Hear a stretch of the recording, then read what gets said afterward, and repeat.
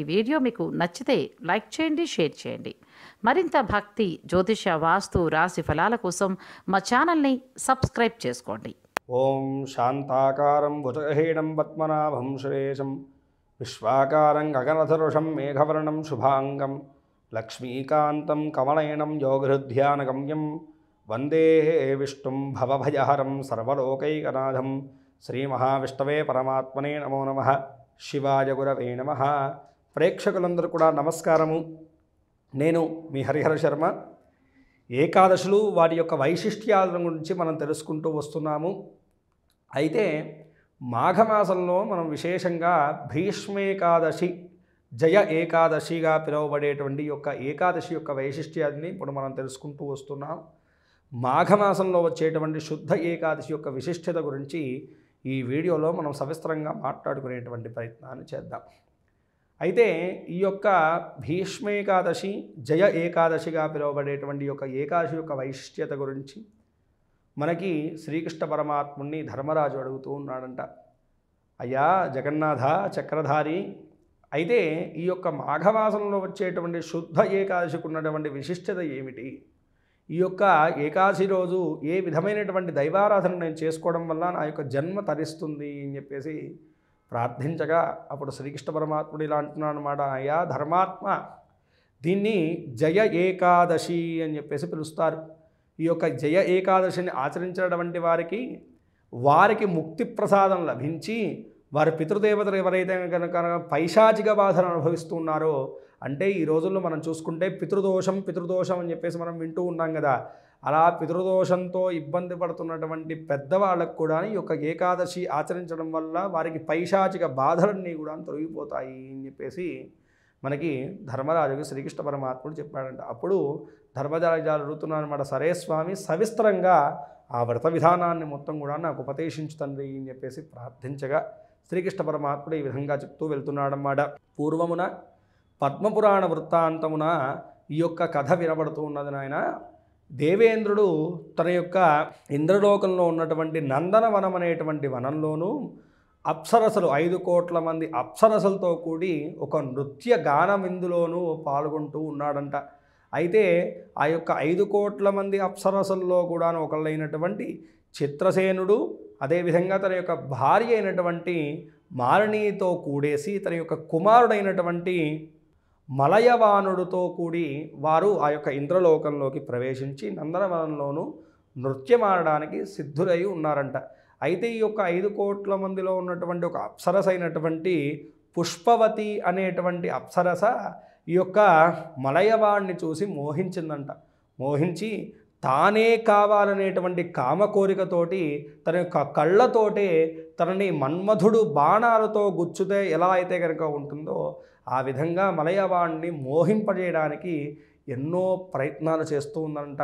అయితే అప్సరసలందరూ కూడాను ఇంద్రుని ముందు నృత్యాన్ని చేస్తూ ఉన్నారన్నమాట. అయితే అంతమందిలో కూడాను ఈ యొక్క మలయవానుడు అలాగే పుష్పవతి ఇద్దరు కూడా ఒకరినొకరు చూసుకుంటూ ఆ నృత్యాన్ని సరిగ్గా చేయకపోవడం వల్లను ఆ నృత్య కార్యక్రమానికి భంగం వాటిల్లిందనమాట. అయితే దేవేంద్రుడు కోపచిత్తుడయ్యేసి వాళ్ళిద్దరిని కూడా శపించారంట. మీ ఇద్దరు కూడాను భూలోకంలో పైశాచిక బాధలను అనుభవిస్తూ దయ్యాల్లాగా మారి తిరగండి అని చెప్పి శపించారంట. వాళ్ళిద్దరు కూడాను పిశాచ రూపాలను ధరించేసి భూలోకంలో ఇద్దరు కూడా తిరుగుతూ ఉన్నారు. వాళ్ళ ఏంటంటే కనుక పుట్టింది మాత్రం దేవతలు అప్సరసలుగా పుట్టినప్పుడు కూడాను పైశాచిక బాధ అంటే ఏమి లేదు, నిరంతరం కూడా దుఃఖమే.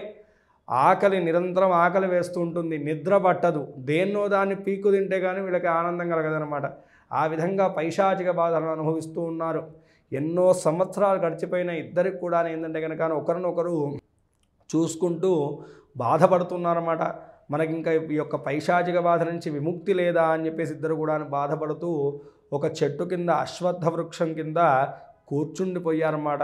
అయితే ఆ రోజు వారు అనుకోకుండా ఏకాదశి జరిగింది. ఆ ఏకాదశి పేరే జయ ఏకాదశి. వాళ్ళ యొక్క దుఃఖంతో ఆకలి కూడా వేయలేదు. రోజు కూడా నిరంతరం ఏదో ఒక జంతువునో మనిషినో పీక్కు తినేసి వాళ్ళు ఆకలి తీర్చుకునేటువంటి వారు. అలాంటి వారు కనీసం ఆ రోజు కందమూల ఫలాలు కూడా తీసుకోకుండా తెలియకుండానే ఉపవాస దీక్ష చేశారంట ఇద్దరు కూడాను. అలా ఇద్దరు కూడాను బాధపడుతూ మన యొక్క జీవితం ఇంతేనా, మనకి శాప విమోచనం కలగదా అని చెప్పేసి రాత్రంతా కూడా నిద్రపట్టకుండా అలానే ఇద్దరు కూడా తెలియకుండానే జాగరణ దీక్ష కూడా చేశారంట. అంటే తెలియకుండానే ఏకాదశి వ్రతాన్ని ఆచరించడం వల్ల వీళ్ళకి ఇంత ఫలితం కలిగితే మనం భక్తిపూర్వకంగా చేస్తే మనకు ఎలాంటి ఫలితం కలుగుతుందో ఒక్కసారి మనం అందరం కూడా ఆలోచించుకోవాలండి ఈ కథను విన్న తర్వాత. అలా మరునాడు ఇద్దరు కూడా లేచి చూసేసరికి ఇద్దరు కూడా అప్సరసలుగా మారిపోయారు అందంగా.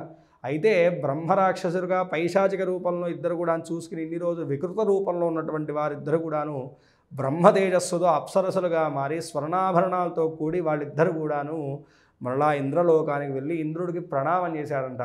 ఇంద్రుడు ఒక్క క్షణము ఆశ్చర్యపోయేసి కంగు తిన్నాడంట. ఇదేమిటి, పిశాచులుగా తిరగాల్సినటువంటి వారు మళ్ళీ మీరు అప్సరసలుగా ఎలా మారారు అని చెప్పేసి ఇద్దరు కూడాను ఆ యొక్క ఇద్దరిని చూసి ఆశ్చర్యపోయారు దేవేంద్రుడు. అప్పుడు దేవేంద్రుడు ఒక్కసారి మరలా ఏం జరిగింది అని చెప్పేసి చూసినటువంటి సమయంలో వాళ్ళు తెలియకుండా ఈ యొక్క జయ ఏకాదశి రోజున మనకు ఉపవాస దీక్ష ఆచరించినారు అని చెప్పేసి విషయాన్ని తెలుసుకున్న తర్వాత అప్పుడు దేవేంద్రుడు చెప్పాడంట, నాయన మీ ఇద్దరు కూడాను తెలిసియో తెలియకో ఆ యొక్క జయ ఏకాదశి రోజు విష్ణుమూర్తిని ఉద్దేశించి మీరు చేయకపోయినప్పుడు కూడాను కేవలం ఏకాదశి రోజు ఉపవాస దీక్ష చేసినటువంటి పుణ్య ఫలితం వల్ల మీకు ఆ యొక్క పైశాచిక బాధ నుంచి విముక్తి పొందింది. మీరు విష్ణు అనుగ్రహాన్ని పొందినారు కాబట్టి నాకు కూడాను మీరు పూజ్యనీయులే అని చెప్పేసి దేవేంద్రుడు తన యొక్క సింహాసనం మీద వాళ్ళిద్దరిని కూడా కూర్చోబెట్టి వారికి పాదసేవ చేసినారన్నమాట. ఈ విధంగా ఎవరైతే కనుక జయ ఏకాదశి రోజు విష్ణుమూర్తి ఆరాధన చేస్తారో వారికి జయం లభిస్తుంది, జన్మాంతర దోషములు నశిస్తాయి, మీ యొక్క పితృదేవతలకు కూడాను పైశాచిక బాధల నుంచి కూడా విముక్తి లభిస్తుంది అని చెప్పేసి శ్రీకృష్ణ పరమాత్ముడు ఆ యొక్క ఈ విధంగా ఈ యొక్క జయ ఏకాదశి యొక్క వ్రత వైశిష్ట్యాన్ని తెలియజేసినారన్నమాట. ఈ విధంగా మనమందరం కూడా ఈ రోజుల్లో ఇబ్బంది పడుతున్నటువంటి వారు చాలా ఎక్కువ మంది నన్ను ఆస్ట్రాలజీ పరంగా సంప్రదించేటువంటి వారు ఎక్కువగా ఇబ్బంది పడుతుంది పితృదోషం అండి, పితృశాపము. ఈ పితృదోషము ఈ పితృశాపం అనేటువంటిది ఈ యొక్క ఏకాదశి వ్రత వైశిష్ట్యత వల్ల కూడా తగ్గుతుంది కాబట్టి ఖచ్చితంగా ఆచరించడం వల్లను మంచి శుభ ఫలితాలు కలుగుతాయి.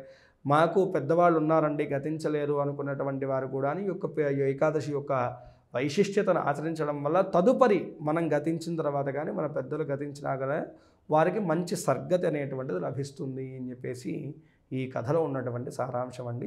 మరిన్ని ఏకాదశుల గురించి రాబోయేటువంటి వీడియోలో మనం తెలుసుకునేటువంటి ప్రయత్నం చేద్దాం. స్వస్తి. సర్వే జనా సుఖినో భవంతు, లోకా సమస్తాః సుఖినో భవంతు. వీడియో చూసినందుకు ధన్యవాదములు. ఈ వీడియో మీకు నచ్చినట్లయితే లైక్ బటన్ క్లిక్ చేయండి. మరిన్ని వీడియోలు పొందాలంటే దయచేసి సబ్స్క్రైబ్ చేయండి. మీ సూచనలు సలహాలు తప్పక తెలియచేయండి.